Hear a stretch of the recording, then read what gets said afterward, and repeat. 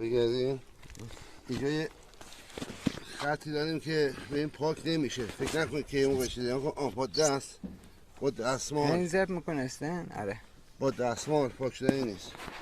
نه دیگه اون حالا میخوایم از این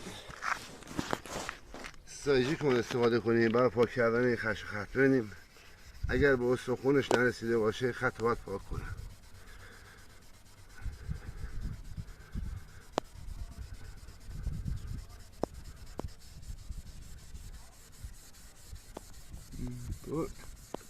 بله پاک میکنه آقا، پاک میکنه. این از اون خش خط. بعد رنگ ماشین هم باز میکنه آخرتی. الان هیچ آثاری از اون در کار نیست. این خش خطی که خیلی محکمه. حالا متید قطع کن رو جای دیرم ببینیم که داره